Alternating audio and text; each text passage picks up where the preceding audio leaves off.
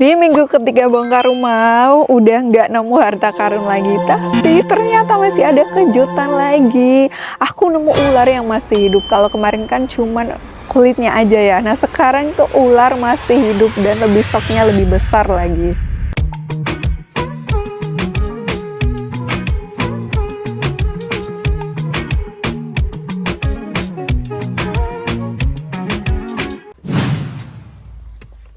Di pagi hari, seperti biasa, kita kembali ke lokasi untuk melihat progres pembangunan rumah ya. Para tukang udah mulai bekerja nih dan langsung melanjutkan pekerjaan yang kemarin yang masih belum selesai. Nah, kita pikir pagi itu tuh bakal berjalan normal seperti biasanya ya. Tapi ternyata baru juga mulai aktivitas ya. Udah ada kejadian yang bikin semua orang tuh langsung kaget. Kaget sekali. Jadi tiba-tiba kemarin itu para tukang menemukan seekor ular di sekitar area rumah ya. Dan setelah dilihat lebih dekat, ternyata ular tersebut tuh berada di bagian tempat penyimpanan batu gitu, di batu-batuan. Nah, kalian bisa lihat sendiri kan ya. Kebetulan batu yang ada di sana tuh emang udah hampir habis digunakan. Terus untuk proses pondasi juga, jadi area tersebut udah mulai kosong dan banyak bagian yang terbuka. Begitu tahu ada ular nih ya, para tukang tuh langsung berhenti bentar dan mengamankan area di sekitarnya. Maklum ya, kondisi rumah yang sedang dalam proses pembangunan memang masih banyak tumpukan material, lubang dan tempat-tempat tersembunyi yang bisa menjadi tempat ular bersembunyi. Ular tersebut kemudian diamankan oleh para tukang karena dianggap bisa kembali masuk ke area rumah. Takutnya nih nanti balik lagi nih kalau nggak diamankan ya, dan membahayakan orang yang sedang bekerja. Akhirnya ular tersebut ditangani dengan cara dibakar. Jujur aja ya, tiap datang ke lokasi pembangunan tuh selalu ada aja kejutan. Nah, aku sempat shock waktu awal lihat itu ya. Kita awalnya cuma mau lihat progres rumah, ternyata malah dapat bonus ketemu ular. Setelah kejadian itu selesai dan kondisi udah kembali aman, para tukang akhirnya melanjutkan pekerjaan mereka. Tapi ini aku masih speechless sih. Ini ularnya masih dibakar ya teman-teman tuh. Dan ternyata masih hidup dong. Ini entah butuh waktu beberapa menit gitu biar ularnya bisa cepat meninggal tuh. Itu aja masih gerak-gerak loh. Memang ya, selama proses pembangunan rumah ini kita harus ekstra hati-hati. Selain memikirkan progres bangunan, kita juga harus memperhatikan kondisi sekitar. Karena rumah ini tuh sebelumnya udah lama dan banyak bagian yang menjadi tempat persembunyian hewan. Sebenarnya enggak cuman ular aja sih, masih banyak yang lain. Tikus terutama ya, apalagi. Dan dari kejadian pagi itu aja kita udah bisa tahu ternyata bangun rumah tuh bukan cuma soal semen, batu, dan tukang, tapi juga harus siap dengan kejutan-kejutan yang gak pernah kita prediksi sebelumnya. Nah, setelah proses pondasi hampir selesai, selanjutnya masuk ke tahap apa lagi ya? Kira-kira masuk ke tahap apa lagi ya? Kali ini para tukang udah mulai mempersiapkan segala kebutuhan untuk proses pengecoran nanti ya. Pertama, mereka tuh udah mulai menyiapkan pengeselupan dengan memotong papan-papan kayu sesuai ukuran yang dibutuhkan. Biasanya papan yang dipakai itu udah disiapkan dari awal ya, lalu dipotong menggunakan gergaji mesin atau manual agar presisi, supaya lebih presisi lagi ya. Sama persis gitu. Terus nantinya papan ini tuh dipasang membentuk cetakan balok, terus kolom atau sloof, supaya hasil pengecoran bisa rapi dan tidak melebar ke mana-mana. Jadi selain papan juga dipasang penyangga dari kayu atau bambu agar biaya casing tidak bergeser ya saat beton dituangkan nanti gitu. Terus juga selain memotong papan, para tukang juga mulai merangkai besi nih. Nah, perlu dipahami juga ya bahwa rangkaian besi ini tuh nggak langsung jadi dalam waktu singkat. Ada tukang khusus juga yang emang pekerjaannya tuh fokus di bagian besi aja ya gitu. Dan prosesnya juga dikerjakan bertahap. Jadi besi dipotong sesuai ukuran menggunakan alat pemotong besi, lalu dibengkokkan sesuai bentuk. Misalnya untuk sengkang atau bagel ya. Setelah itu baru disusun sedikit demi dikit dan diikat menggunakan kawat bendrat sampai membentuk tulangan yang rapi. Nah, tulangan ini tuh nanti biasanya terdiri dari besi utama ya. Besi utama itu yang besi pokok itu, dan besi pengikat yang nantinya akan menjadi rangka utama kekuatan bangunan ya. Jadi semua pekerjaan ini tuh harus dilakukan dengan teliti. Karena sebelum pengecoran dimulai pun posisi besi harus benar-benar sesuai gambar kerja. Jarak antar besi juga harus diperhatikan ya, termasuk selimut beton, supaya besi tidak mudah berkarat di kemudian hari nanti. Nah, setelah papan backing dan rangkaian besinya siap, besi kemudian dipasang di atas pondasi yang sebelumnya udah dibuat nih. Pada tahap ini juga biasanya dipasang batu kecil atau ganjal buat ngeganjel itu ya di bawah besi supaya posisinya tuh nggak langsung menempel tanah dan tetap sesuai ketinggian yang diinginkan. Nah, di tab ini udah mulai kelihatan nih kalau bentuk bangunan perlahan semakin jelas ya. Pondasi yang sebelumnya masih terlihat seperti susunan batu dan tanah, sekarang udah mulai berubah menjadi rangka struktur seperti kolom, balok, dan sloof yang akan menopang bangunan nanti di atasnya ya. Jadi setelah semua besi terpasang dengan posisi yang sesuai, nah, saatnya kita mulai mengecor sloofnya. Nah, salah satu proses yang paling lama di minggu ini yaitu proses perancangan sloof ya. Kelihatannya tuh emang besi cuman dirangkai gitu aja ya kelihatannya dari luar dan mudah banget. Tapi ternyata ini paling memakan waktu ya, dan harus sama presisinya sebelum akhirnya bisa dicor nih. Jadi emang nggak bisa diburu-buruin. Udah pasti memakan waktu ya. Di hari berikutnya, pekerjaan udah dilanjutkan dengan membongkar bagian bangunan lama yang udah nggak kepake lagi nih. Karena pondasi nanti untuk bangunan baru yang udah selesai dibuat, area yang nantinya akan menjadi bagian dari denah rumah harus bener-bener udah clear ya, atau dikosongkan semua terlebih dahulu. Jadi tukang mulai merobohkan sisa bangunan lama secara bertahap ya. Bagian yang udah nggak diperlukan dibongkar supaya nggak mengganggu pekerjaan berikutnya nih, terutama karena setelah ini kita akan masuk ke tahap pemasangan sloof. Nah, setelah area pembongkaran mulai bersih, tukang langsung mempersiapkan pemasangan sloof di atas pondasi nih. Kalau dilihat sekilas ya, mungkin pemasangan sloof ini kelihatannya sederhana sekali, tinggal pasang rangka besi kemudian dicor. Tapi ternyata prosesnya tuh cukup panjang karena semuanya harus mengikuti ukuran dan posisi pondasi yang udah dibuat sebelumnya gitu ya. Jadi pertama-tama tuh tukang menentukan kembali garis dan titik-titik sloof berdasarkan ukuran denah rumah.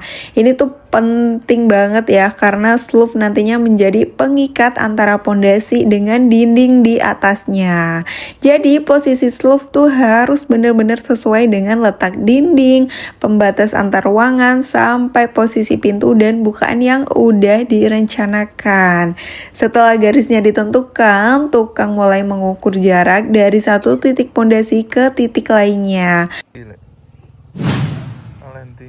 Nah, setelah pengecoran sloof yang kemarin selesai, sekarang backistingnya udah mulai dibongkar nih. Papan-papan yang sebelumnya dipakai untuk menahan cor, ini ternyata masih bisa digunakan lagi ya. Jadi nggak langsung dibuang, karena kemarin pakai triplek bukan kayu randu. Nah, backistingnya kita dipindahkan ke bagian sloof berikutnya.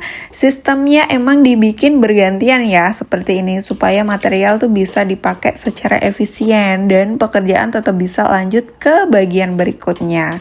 Jadi lebih menghemat sedikit gitu. Kemarin bagian ini tuh sengaja dicor terlebih dahulu karena posisinya menjadi akses jalan nih untuk tukang yang harus bolak-balik bawa material dan kerja di area belakang. Jadi setelah cornya cukup aman, backisting dibongkar dan dipindahkan supaya jalur aksesnya kembali terbuka. Nah, di bagian slope berikutnya inilah proses pemasangan backcasting dimulai lagi ya. Kelihatannya aja emang cuman pasang papan, tapi ternyata nggak sesederhana itu. Papan harus disusun mengikuti jalur slope, kemudian dipastikan ukurannya pas, posisinya lurus dan tidak bergeser ketika nanti beton dituangkan gitu ya. Jadi tukang tuh juga ngecek ketinggian dan lebar backcastingnya supaya hasil slope nantinya tuh tetap sesuai ukuran yang udah ditentukan. Nah, waktu merancang backcasting kemarin ya, setelah ukurannya udah pas dan backcastingnya siap, kita langsung lanjut ke proses pengecoran. Setelah cornya mulai kering dan backcasting udah bisa dilepas, papan-papannya tuh nggak dibuang atau dibiarkan gitu aja, tapi dipindahkan lagi untuk dipakai di bagian slope berikutnya. Karena pengerjaannya tuh masih menggunakan sistem manual ya, proses pemasangan backcasting ini ternyata cukup makan waktu. Papan harus dipotong dan disusun satu persatu, kemudian diposisikan supaya ukurannya pas, lurus, dan sesuai dengan jalur slope nantinya ya. Setelah itu backcasting harus diperkuat dan dicek lagi nih supaya nggak geser atau berubah posisi saat beton dituangkan. Jadi prosesnya tuh emang gak bisa buru-buru ya, mulai dari pasang backcasting, memastikan ukurannya sesuai, sampai proses pengecoran dan menunggu cor cukup kering untuk kemudian backcastingnya dipindahkan lagi ke bagian berikutnya. Kalau dihitung dari pemasangan sampai pengecoran slope, pengerjaannya tuh hampir makan waktu sampai 2 hari lebih ya. Kelihatannya aja cuman gitu doang, tapi bener-bener pengerjaannya tuh take time banget. Kelihatannya sederhana ya, tapi ternyata satu bagian slope aja prosesnya tuh cukup panjang. Karena semuanya masih dikerjakan secara manual dan harus bener-bener teliti ya, supaya hasil akhirnya tuh tetap rapi, kuat, dan ukurannya juga sesuai dengan perencanaan awal gitu. Untuk pengecorannya sendiri juga masih pakai tenaga manual ya. Adukan beton dibuat dan dipindahkan secara bertahap menggunakan tenaga tukang nih. Jadi masih manual. Kemudian dimasukkan ke dalam backcasting sedikit demi sedikit sambil dipadatkan agar tidak ada rongga di dalam beton. Jadi emang prosesnya tuh nggak bisa secepat kalau menggunakan alat atau sistem pengecoran yang lebih modern ya. Makanya di tahap slope ini progresnya terasa lebih lambat sedikit tapi ya. Bukan karena tukangnya santai, tapi karena setiap tahap tuh harus dilakukan bergantian. Pasang backcasting, cek ukuran dan kelurusan ya. Pasang besi, lakukan pengecoran secara manual, tunggu beton cukup mengeras, kemudian backcasting dibongkar dan dipindahkan lagi ke bagian berikutnya. Setelah hasil pengecoran kemarin mulai mengering dan beton juga udah cukup kuat ya, semua backcasting pun mulai dilepaskan nih. Papan-papan backcasting dibongkar satu persatu untuk nantinya dipindahkan dan digunakan kembali pada bagian slope berikutnya. Setelah backcasting dilepas, pekerjaan dilanjutkan dengan meratakan dan menata kembali tanah di dalam area pondasi nih. Jadi tanah diratakan mengikuti ketinggian slope supaya nanti saat pemasangan lantai tuh maupun dinding ya, elevasinya tetap sesuai dengan ukuran yang udah di planning dari awal. Di bagian lain ada tukang yang mulai melakukan pengukuran as untuk marking batu bata. Nah, marking batu bata ini adalah proses memberikan tanda atau garis pada permukaan slope atau lantai ya, sebagai patokan posisi dinding yang nantinya akan disusun menggunakan batu bata.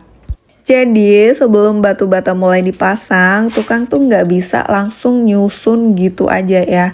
Mereka tuh terlebih dahulu menentukan as atau garis tengah dinding. Kemudian dari garis tersebut diukur sesuai ketebalan dinding yang udah direncanakan atau di planning dari awal nih. Nah setelah itu dibuat garis marking sebagai batas atau jalur pemasangan batu bata. Marking ini penting banget ya supaya posisi dinding tuh nggak geser, nggak miring, terus juga ukuran setiap ruangan tetap sesuai denah, dan sudut-sudut bangunan tetap presisi. Nah dari garis marking inilah nantinya tukang tuh akan menjadikan patokan saat mulai nyusun batu bata ya. Sehingga bentuk ruangan yang dibuat tetap sesuai dengan gambar dan ukuran yang udah ditentukan dari awal. Nah, setelah proses marking batu bata selesai di atas roof ya, akhirnya kita mulai masuk ke tahap pemasangan batu bata untuk membentuk dinding rumah. Jadi, marking yang dilakukan sebelumnya ini tuh benar-benar menjadi acuan tukang ya, untuk menentukan posisi dinding, mulai dari batas antar ruangan, posisi sudut, sampai ukuran panjang dan lebar masing-masing dinding, supaya semuanya tuh sesuai dengan denah yang udah direncanakan dari awal ya, sesuai dengan impian kita gitu. Jadi sebelum batu bata dipasang semakin tinggi, tukang tuh terlebih dahulu memastikan posisi dan ketinggiannya benar-benar tepat ya. Karena kalau dari awal pasangan batanya udah nggak rata atau melenceng, semakin tinggi dindingnya nanti kesalahannya tuh juga bisa semakin terlihat ya.